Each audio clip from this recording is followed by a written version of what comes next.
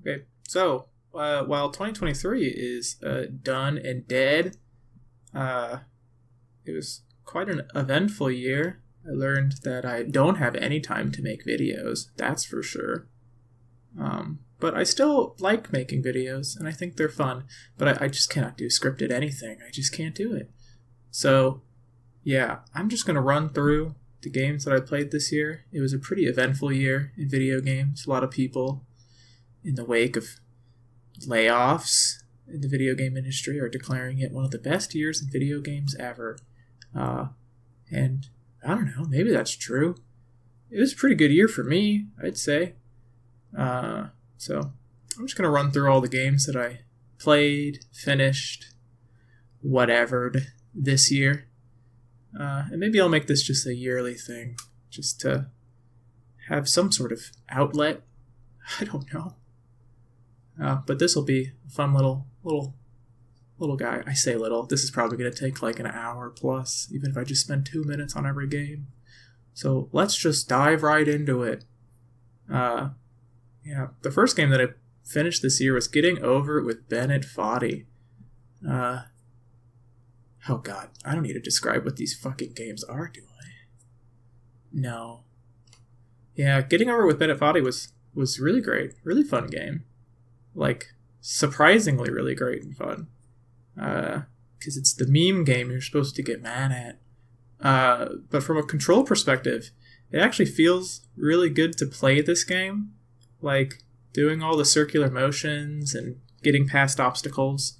It's strange in the sense that you get better at the obstacles, but you never really kind of solve the button timings because there are no button timings.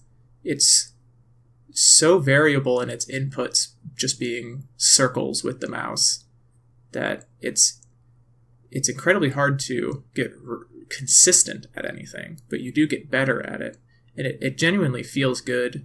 Like, the momentum of throwing the character around is it's great. I had a really good time playing this game, and then the video essay that Bennett Foddy is deploying throughout the game is really thought-provoking and good, and the quotes were really nice. The aesthetic of just like extra art assets and junk is just a cool terrain to climb upon. The game is it's really good. I definitely want to revisit it. Oh god, the scoring system. Yeah. So I like Backlogged a lot. That's kind of just been my avenue of expressing and writing, and I don't think I'm very good at writing. I don't think I'm very good at this. But it's still fun to do. And I'm backlogged, which there's almost a point where I feel like I'm playing video games just to log them. I'm backlogged, not even to play them anymore. But I try and keep a strict 1 to 5 stars. But here we'll get a little more granular. Yeah, and right off the bat, I'm not... If someone makes a game and it's not like racist or something, the fact that they made a game already gives it more than 1.5 stars to me. Like, I don't know how to describe it. Like, games always have something going for them. At least the ones that get filtered into me playing them. So, there's no 1 or 1.5 stars, because none of these games are going to get that low. Which is... Yeah. So, Getting Over It with Bennett Foddy. Yeah, that's a 4.5er if I've ever seen one. It's a good game. I'd love to revisit it, honestly. Because I never got to the end. I got to the snake slide, and then I fell down it, and I went, that's enough of that. But it was good fun throughout. I didn't really get frustrated or anything. It was just, there's other things to be playing. And speaking of other things to be playing, Chained Echoes. I love Chained Echoes.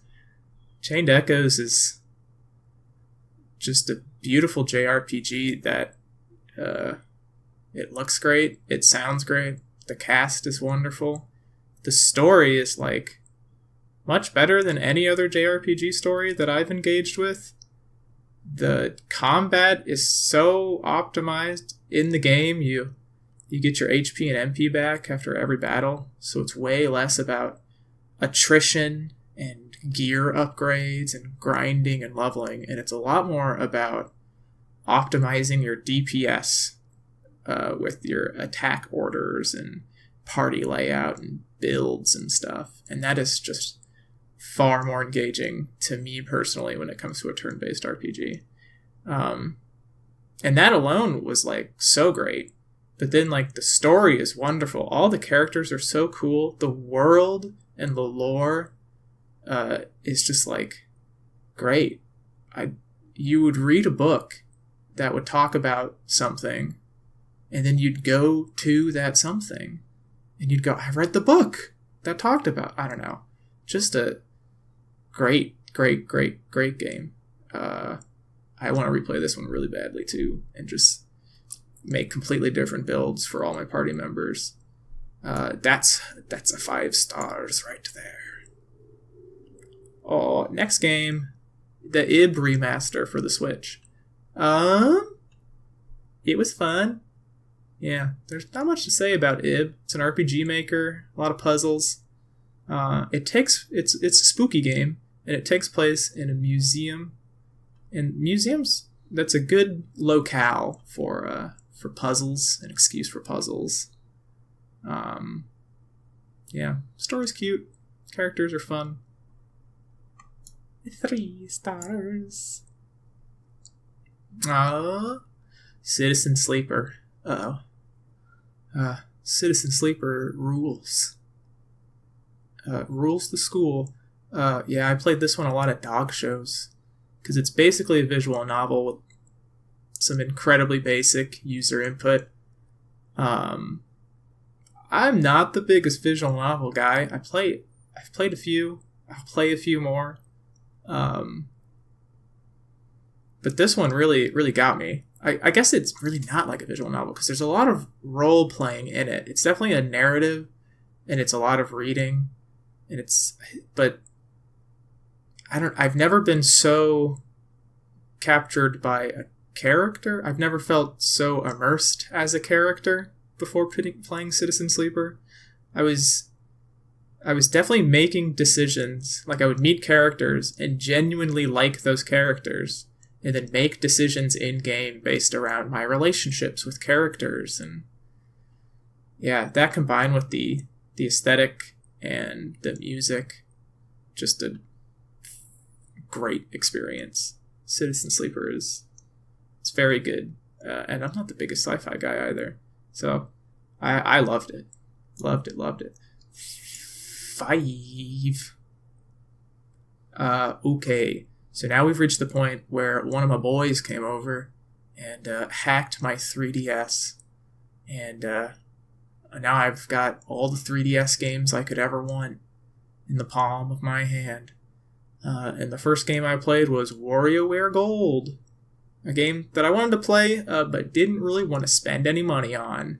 And thank God I didn't, because it was alright. I mean, WarioWare is baseline fucking cool and good.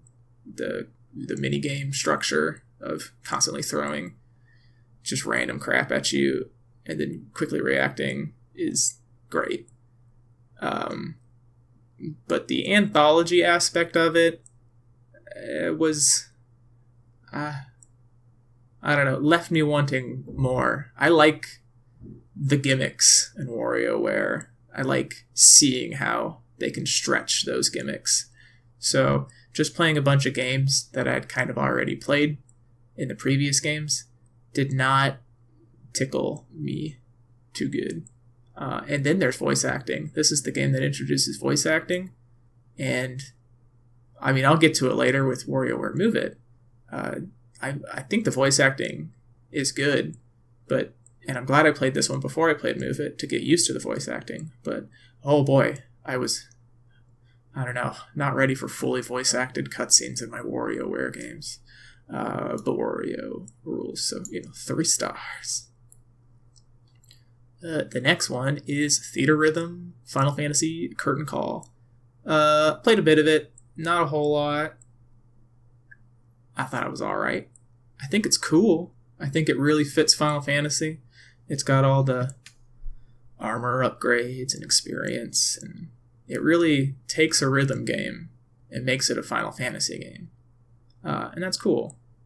But I like rhythm games as rhythm games. And this game is a good rhythm game. But I played in 2022, I played a bunch of Groove Coaster, Way Party. And that's rhythm. That's my rhythm game. If I'm going to pick a rhythm game for the rest of my life, I'm going to play Groove Coaster.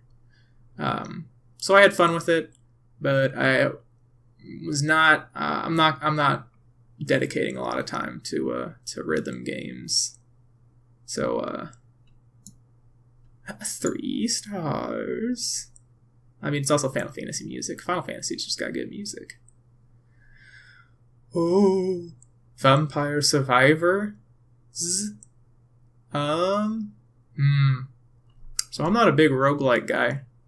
I don't. They're always great from a gameplay, playing and mechanically, but the lack of continuation or upgrade is such a turnoff for me. That being said, Vampire Survivors is very popular for a reason. It's quite fun. It's very loud and in your face, and I've played roguelikes, played Slay the Spire and stuff, and one of my biggest turnoffs with them is that you can sink so many hours into them without even realizing it, and I sure did do that with Vampire Survivors, and it was because it was fun, but I stopped playing it at some point, and I can't remember a single thing from it. There's something trashy about it. I don't mean, it's very junk foody. There we go. I love junk food. Yeah. Vampire Survivors is junk food to its core. 3.5. Yeah. Oh no. Resonance of Fate. Resonance of Fate, I finished this year, but I've been playing for like 2 years, maybe. Yeah, quite a while. I just got around to finishing it this year, though. I love this game. I love it a lot. Like, the gameplay. The gameplay is super unique. There's literally nothing else like it. I don't even know how to describe it. The positioning and the guns and stuff. You just have to Google how the gameplay works, and it's so fun to learn and then play and strategize. It's so bizarre that they invented this wholly new way of doing turn-based RPG. God, it's the gameplay is wild, and then the story is so fun. It is, I don't remember how many chapters long, but each chapter is just this slice of life with these 3 characters that are like mercenaries, and they do these just like one-off little bullshit little storylines that are so funny and endearing, and these characters are so charming. And it's just a blast. When I was playing through the initial parts of this, these little slice of life chapters were like, there's like, the grand narrative is like barely in focus. I thought this was going to be one of my favorite games of all time. I loved it so much. But then in the later chapters, the narrative kind of comes back. Oh, does how it drag. It drags so much. The younger main characters are just so melodramatic, and it's cornballs to its core, and not a way that works for me. So I had a lot of fun with it, but it really ends on a sour note. But it's gonna get a 4 stars because it's great. It really is great. I think everyone should play it, even if they don't finish it. It's just so weird. I can't believe that game exists. Okay, Xenoblade Chronicles 2, Torna, the Golden Country. This is my first Xenoblade game. That's the expansion to the second game of a trilogy. And it was fun. Man, you see Xenoblade from the outside, and it's just like big titty girls and just the corniest voice acting. It looks terrible. But you also see like the trailers they do in those Nintendo Directs, and there's these like grand vistas and these large boys in the background just like looking immense, and just beautiful trailers. But then Xenoblade would flash on the screen and you go, wow, it's the big titty game. It's the cringy anime game. Oh no. But yeah, I dipped my little toesies in here, and it was great. Yeah, I want to get into this series. As soon as you put your fun time hat on and even start playing it a little seriously, all that stuff that is bad turns good. It's like funny. They say these one-liners constantly for like the whole runtime of the game, and it's funny every time. And then the gameplay itself is got like 17 systems all running at once, and they're just constantly introducing new ones 30 hours into the game.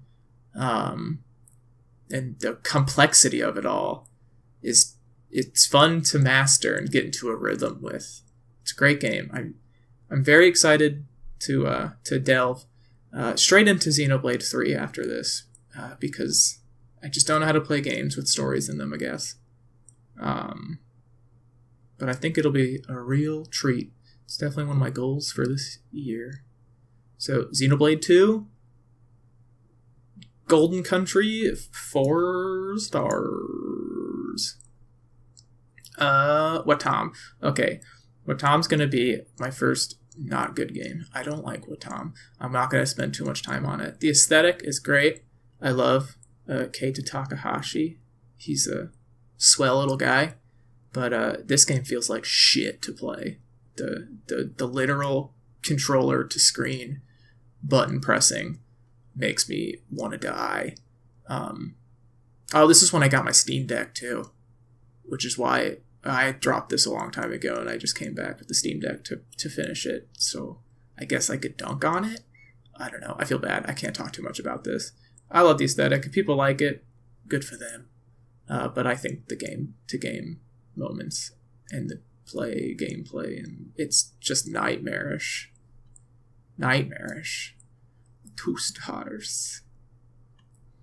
Asta Libra Revision. This game owns.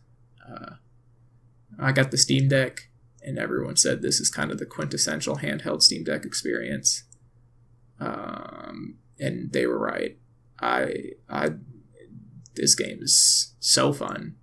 It's kind of like a Zelda 2 side-scrolling action RPG with equipment and levels and flashing lights. There are some bosses where you're just swinging your DPS sword at them, and it feels like Vampire Survivors. There's flashing everywhere, and the summons and the deep. I don't know. And then the story is this like time traveled, bizarre. I don't know how to describe this freaking game. It's just wild. And it just keeps going, and you go into the future. Oh my god, how do you talk about Astra Libra revisions? Yeah, it's just like a really fun RPG with like really gratifying combat and leveling, and the story is quite nice. It gets a lot of mileage out of its impacts.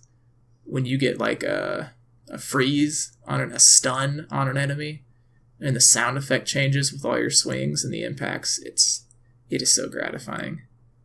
This is a game that I need to go back to and finish, honestly, because I did the main storyline, and then they have a second storyline, that is, you just do the main storyline again, but it is like plot critical. It's very different. The stuff they do with the time travel in the second playthrough is fascinating. But I also haven't finished it, so what can I... Don't listen to me, I guess. 5 stars. Next, Portal 2. This is another one. Steam Deck. Really nice. Handheld. Lay in bed. Get things done. Get games done that should have gotten done like a decade ago. Portal 2 is alright. I don't know. Portal 1 is just such a masterpiece. And this game just like really outstays its welcome. And the humor is just kind of lacking. But it does have some nice AAA cinematic moments where the environments are smashing against each other, and that's pretty neat. But overall, I thought it dragged quite a bit.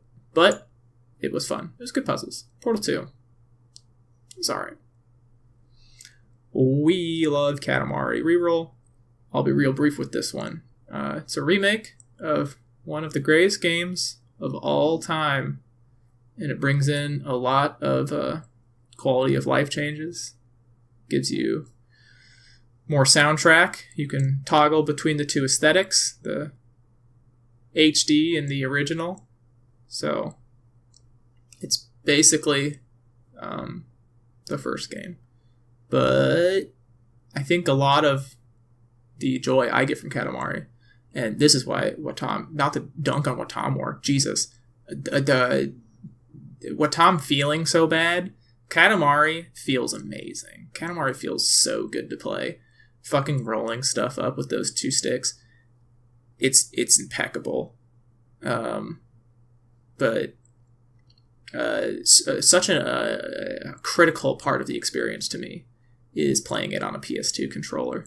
I think the original Katamari, was designed around that controller, and you can't play it any other way. It just feels not as good. I played the original Katamari Reroll on the Switch, and it was a nightmare. I played this on my Steam Deck, which was better, but still, the original PS2 controller is the way to go. 4 stars. Greatest game ever. Next game is Pikmin 4. Ooh, Pikmin 4.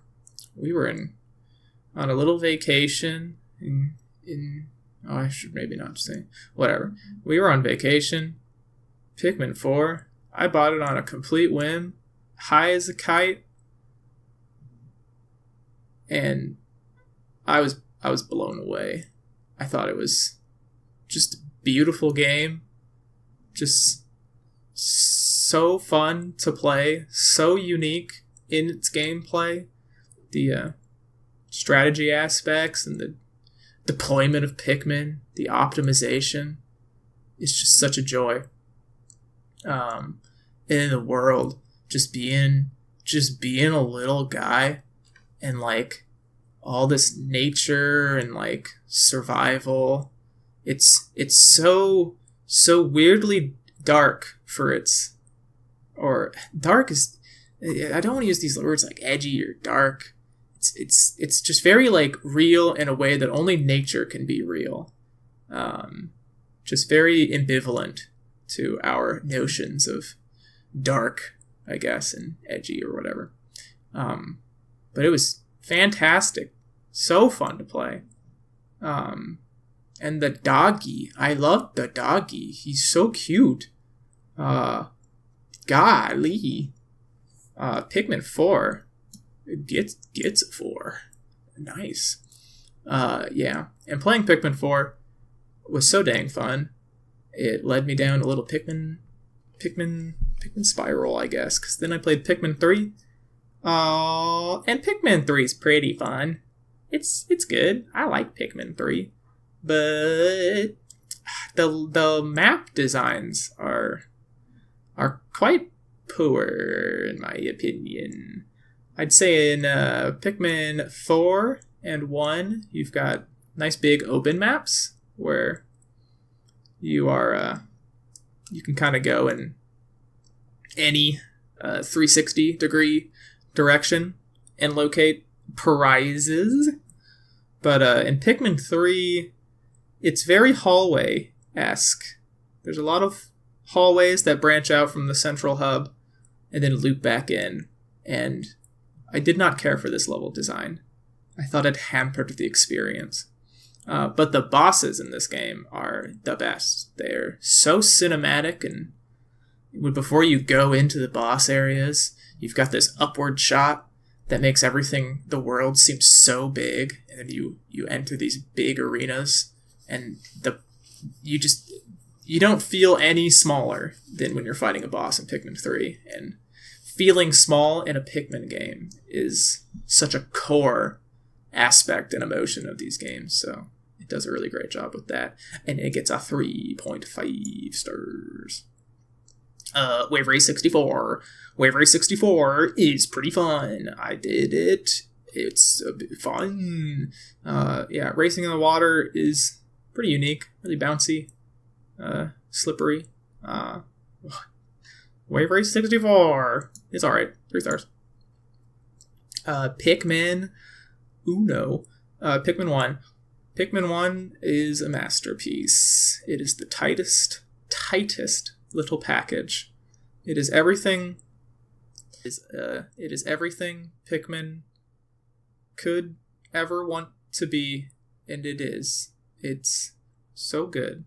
The arcade aspect of it, the day limitations, the replayability of it, the little self-challenges it promotes at the end, where it's like, useless Pikmin. It's just tight. It's so amazing how Nintendo can come up with a new IP and make it such an iconic aesthetic, both in music and visuals and gameplay, and just right out the gate. Beautiful game. Beautiful game. Pikmin 1 gets 5 stars. Pikmin Bloom. Pikmin Bloom to the polls. 3 stars. It's Pokemon Go. But better in some ways. I don't know. It's fine. I had it on my phone for like a week or something. And I was like, that's alright. Pseudo Regalia. 3D platformer Metroidvania. This game is incredible. I cannot believe that the person who made this game did it in like 6 months or whatever. I've never had so much fun playing a 3D platformer. Just the control and the movement is so great. And then the world that you get to do it in is just like perfectly designed for like skipping, and like it's a 3D it's a 3D platformer Metroidvania. And like the sequence breaking you can do, oh god, it's just such a playground. And the PlayStation 1 aesthetics really do a good job of giving you like great geometric shapes to have this playground 3D platforming on. And it's just so easy to identify like what is jumpable and all that kind of stuff. Masterpiece of a game. I desperately want to revisit this game. I have been wanting to do a little project, with what time I do not know, where I would play through a game and write a game facts guide circa early mid 2000s or whatever, complete with ASCII art and weird personal diatribes. And I think this is the perfect game to do it. Just the perfect game to do it. It's just such a fun game. And there's so much to explore and talk about and make little maps with, just to try and recreate that 2000s feeling. Great game. Really want to revisit it. Potential for 5 stars, but 4.5 for now. And then to end off my Pikmin journey, Pikmin 2, a game that has a weird cult following that I thought I'd despise, but reluctantly thought was pretty good. Pikmin 2 is so weird. It's nothing like the other ones. It's so combat focused, and you're in these tunnels. You're never out really in the open world. And I'm just so shocked at how well Pikmin does as a combat game. It's fascinating. Instead of deployment and optimization, it's like, God, learning the enemy's patterns and keeping your Pikmin like organized in a far more micro way, like tighter to you, or just bringing in the right guys for the right combat. It works. There's nothing that compares to a Pikmin 2 tunnel. You go in with your 100 Pikmin, you don't know how many floors it is, the level of attrition that you're feeling, just losing like 2 Pikmin on one floor and then 4 Pikmin on another, and next thing you know, you're on the 11th floor. You're getting by with 57 Pikmin, and you're like, I don't know how much more of this I can take, and you don't even know how many floors there are. Pikmin 2 is it's a strange game. Beautiful game. Beautiful game. Beautiful game. These Pikmin games are gorgeous. Everyone should play the Pikmin games. They're amazing. 4.5 stars. I wanna get back into that game too. Just a fun game. El Paso Elsewhere, a little 3D shooter. It was pretty fun. Gets real samey. It's a long game, and not much changes as you play it. The story it's interesting, and it's voice acted really well. But the peak of this game that I was reading people complain about is some levels have these like rap tracks, just voices singing or rapping during the combat, and it's hype. It's hype as heck. I was getting hyped. More of that. Fun game though. Yeah, it's trying to capture that Max Payne, I think, kind of gameplay. I don't know. I've never played that game. And maybe a little boomer shooter-esque. You got your waves of monsters and all your different weapons you're swapping between. Feels good to point and shoot. But, yeah, a bit repetitive. But overall, it's a fun game. It gets 3 stars. Next game is Alan Wake 1. Alan Wake 1 is fine. It's a cool story. It's definitely there for the story, because the gameplay is very repetitive. It's a lot of running through forests with limited supplies and fighting the same enemies. But the story is quite nice. And the thing that really propels it is the pages mechanic. The pages. Alan Wake is a writer. And how do you even describe this without spoilers? He gets amnesia for a week, in which he writes a bunch of pages that you pick up throughout the game. And the pages are describing the narrative of the game you're playing. So you would get pages that describe things that have happened. But far cooler is you would get pages that would describe things that were going to happen. And it was just so interesting. You'd get this page that said like, and then you entered this lumber yard and heard the chainsaw and you knew shit was gonna go down, end quote. And you'd be like, that's weird. And then 10 minutes later, you'd see a lumber yard and you'd go, fuck. That aspect was very cool. Yeah, I blew through this game so I could play Alan Wake 2. And the pages make a grand return in Alan Wake 2 from the bit that I've played, and they're great. They're so cool. Such a cool little piece. Very well written too. Just a cool game. Cool. Game for cool people. 3.5. Oh. Styling savvy. Style savvy. Styling star. Oh boy. Where do I begin with this one? So, Nintendo Direct had their little Nintendo Direct where they advertised Fashion Dreamer. And I was like, what in the heck is this game? And I thought it looked so neat, and there were so many comments being like, oh my god, Fashion Dreamer, it's just like Style Savvy. And I'm like, what the heck is Style Savvy? And I go on Backlog, and I'm looking at there's these 4 Style Savvy games for the 3DS and the DS. And people love them. There's this huge cult following, just these dress-up games. And I'm like, dress-up games? Isn't that the stuff on Newgrounds? You just pull them up and take the clothes off and look at the naked girl and then find another one and do the same thing with it? But no, it's a whole genre. You get clothes and you just dress people up. And I was pretty fascinated by just the whole idea of the genre and what the gameplay loop for that was and how it could be fun. So I booted this one up, and it's real fun. It was such a treat. I played this for about 80 plus hours. It really is what you think it is. It's just people coming into your store and you dressing them up. But there's just so much to it.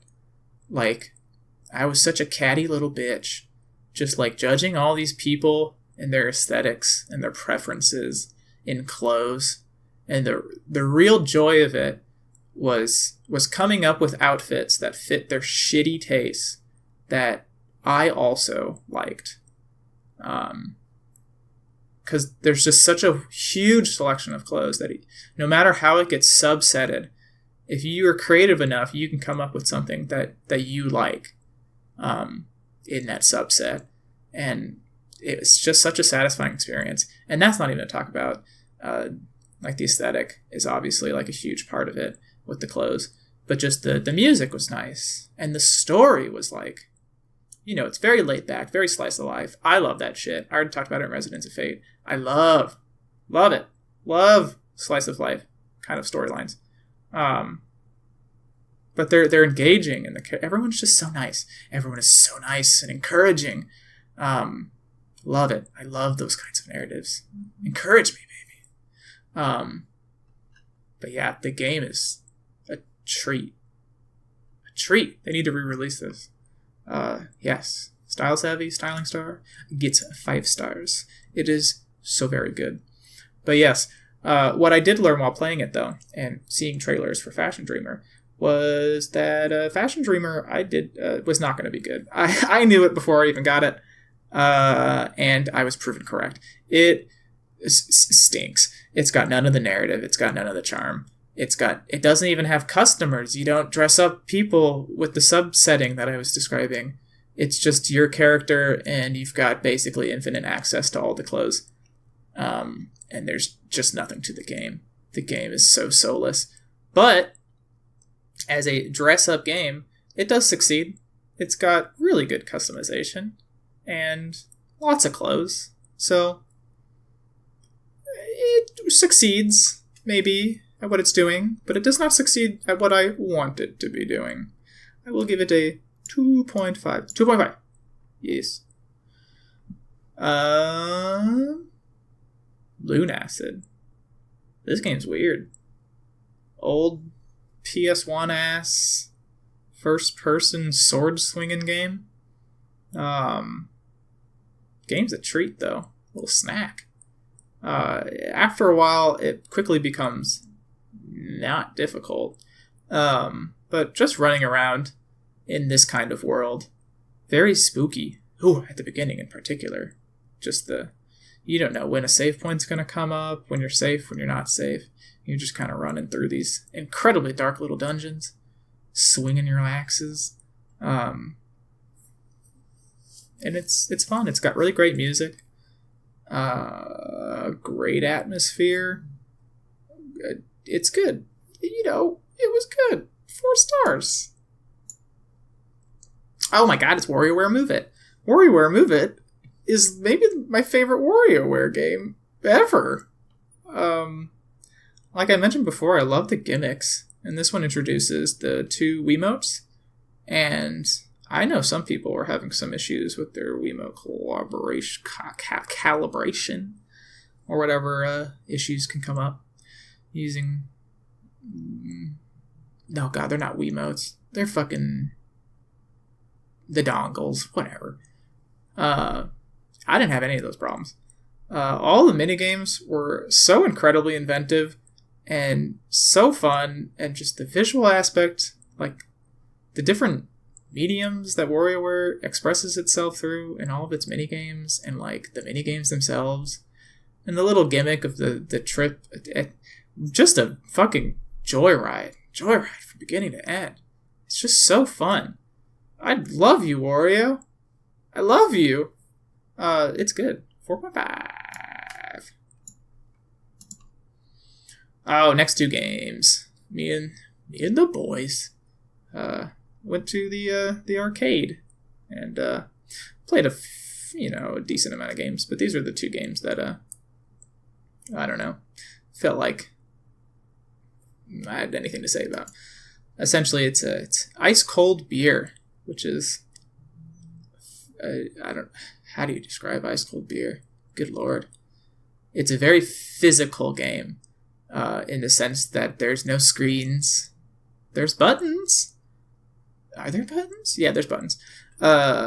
You've got a screen with a bunch of holes, and you've got a bar that goes across the screen with a little metal ball on top of it that rolls back and forth depending on the slope of the bar. You control both sides of the bar, left, right, and you are trying to get the metal ball as high as you can, navigating it through the holes with the metal bar, controlling each side separately. It's strange. It's a very tactile... It's arcade games. Arcade games are just so much... The tactileness you can get with an arcade game is so interesting. And the physical viewing of like the ball and it's rolling back and forth. Yeah. It was a fun game to think about. And it was pretty fun to play. And I liked it. Arcades are just... I think Ice Cold Beer, if you've never been to an arcade, is the perfect first game to play in an arcade. It's pretty casual. It's who cares if you're bad at it. And it gives you a good... It's quick to understand, too. And it lets you in on the whole arcades as a medium and what they can do differently than maybe some home consoles. 3 stars. I can't talk too much about that game. Crazy Taxi. Fucking rules. Crazy Taxi is so good. Who doesn't like Crazy Taxi? And playing it on the arcade, playing any racing game on an arcade is just the way to go. You slamming your feet on the pedals and just like slamming the wheel left and right, especially when it's Crazy Taxi. It's just fun. It's pure fun. Crazy Taxi is just in your face. It's just driving fast and hitting gas and doing some drifts into turns, into stops, into acceleration, and it just feels good. Feels good. 4 stars. Feels good. Oh, I put RuneScape on this. Why did I put RuneScape on this? I've been playing RuneScape for, 5 years. Maybe longer. And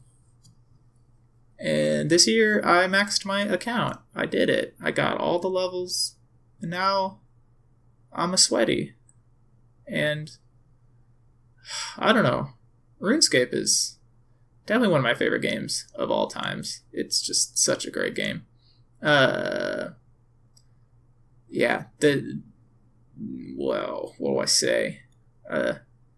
Yeah, I was laid off for a period this year. I lost my job. Very, very quickly found a new job. Took about 3 weeks. And just from the timing of the new job, I could not start at the new job for a month. So I wasn't looking for a job, and I didn't start my job for a whole month. And I basically spent most of that time doing some really dedicated hours in RuneScape. And it was just, I don't know, it was just really great. You know, all your friends are working. So you just play RuneScape, and yeah, it was tough times not having a job, but the RuneScape community that I have, just a little casual RuneScape guild, were just the perfect people to chat with during all of that, because they're all, you know, supportive in the way that you're supportive towards someone that you've never really met outside of a fucking medieval cookie clicker. And more so, they're just people to talk to, and it's just nice to talk to people in difficult times. Because, yeah, my wife is there, but she's upstairs and she's working, and I don't want to bug her and sympathy or whatever. It's just interesting. Yeah. And it's, yeah, that month of RuneScape, where I essentially got all the levels I needed to max my account, it was just really fun. Yeah, it's ever since I've just been thinking about just online communities. Online communities have always been a huge part of my life. I played World of Warcraft in high school. I played RuneScape before that. I've been a part of forums and Discord servers and all that stuff. And they're just, it's a very interesting relationship to have with other people. Just these casual kind of online relationships where people are supportive of each other, and it's just mostly out of just being kind and not really to get anything. I don't know how to describe this. They're just interesting relationships. It's very pen pal adjacent. Just getting to know someone with no real weight to it. And relationships and communities like that really come in handy in situations like looking for a job. Yeah, so that was a really, really great month. Or really great 2 months, honestly. That, for all intents and purposes, should have been one of the most stressful 2 months of my life. And it just wasn't. And I attribute a lot of that to RuneScape. God, that's not even talking about RuneScape. RuneScape fucking rules. That game is so fun. There's like a 2-hour-long video or whatever on YouTube that really goes into it way better than I ever would. 5 stars. I love RuneScape. Okay. We Know the Devil. We Know the Devil is a visual novel. It's good. It's maybe the best visual novel I could ever hope for, because it's so fucking short. I think I did all the different storylines, and it took like 2 hours. The soundtrack is like wild. It's so industrial. The aesthetic is really cool, casual. Each of the characters' narratives is so interesting. So the story is 3 gals at a Christian camp, and they're all struggling with LGBT-related shit.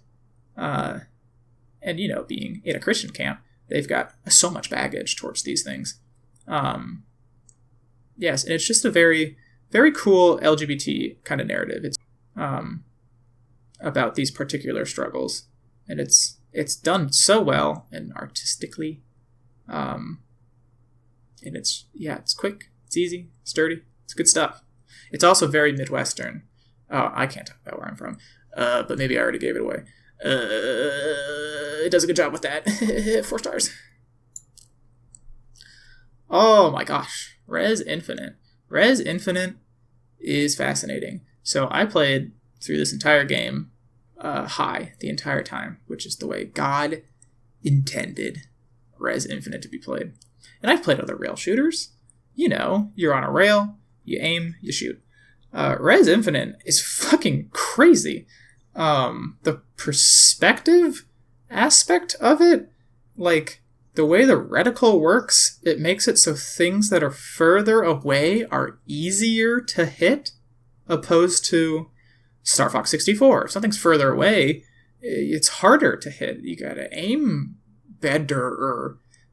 So that aspect of it was nuts. And then the other aspect of it is like, God, it's like full 360. You can turn completely around and there's stuff going on behind you. The antagonism of the vague shapes you're fighting against. You don't know what's antagonistic and what's not. Like, there are some parts of the game you could just put the controller down and you're fine. But if you're going in with a defensive mindset, you don't know that. You're just going buck wild and shooting everything. Fucking, yeah, crazy game. Beautiful game. The soundtrack, the aesthetic, this, like, the way it plays with the pacifism versus antagonism is just wildly unique. It's just so cool. So cool. And then there's that extra level they added, which was kind of neat. I think it was kind of neat. And I'll just say that. I'd say the final boss was really didn't take advantage of what makes Rez so unique. But it was still cool. It was still fun. It still gets 4.5 stars. And then the last game I played before the new year. Very fitting game to play for the new year. Ridge Racer Type 4. I went karting. I'm a big F1 guy. We went karting IRL, and I had the bug. I wanted to drift. I wanted to drive. And everybody loves Ridge Racer Type 4. And there's a reason everybody loves Ridge Racer Type 4. The drifting and the driving in this feels so good once you get used to it. And it does not take very long to get used to it. Yeah, I think I picked it up and did 2 full playthroughs. One on the normal difficulty team, and then one on the hardest difficulty team. And it was, it's quick to pick up, quick to learn, quick to be good at. And it feels good. You learn those maps. And the drifting points, the lines, all that stuff. And it feels good. It feels good to drift in this game. Oh, God. If anyone's got a game where I can drift, let me know. I need another game like this one. But yeah. The last level is so cool. It's just all line-based. There's no drifting at all. It's so focused on, like, optimizing your acceleration. I don't think you ever have to hit the brake. And you cross that finish line, and it's the New Year's. It's 1999 entering 2000, and the fireworks are going off, and the music is playing, and the storylines are way more in depth than you'd ever expect in a racing game. I mean, they're just text on screen, but they're good. They're good stuff. I think I read a review on Backlog talking about, like, it's all about turning points in people's lives, and the game's all about turning a car. And I was like, that's so beautiful. But it's kind of true. I don't know. 4 stars. Ridge Racer Type 4, 4 stars. Yeah. That was all the games I played in 2023. If I had to pick one that was my favorite game of the year, it'd be RuneScape by Country Mile. If I had to pick one that Backlog let me pick for my 2023, it'd be Chained Echoes by Country Mile. But that game came out in 2022.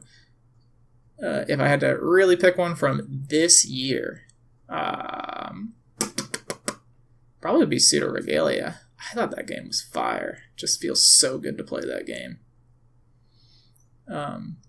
But yeah, had a good year in video games, and I hope to continue in 2024.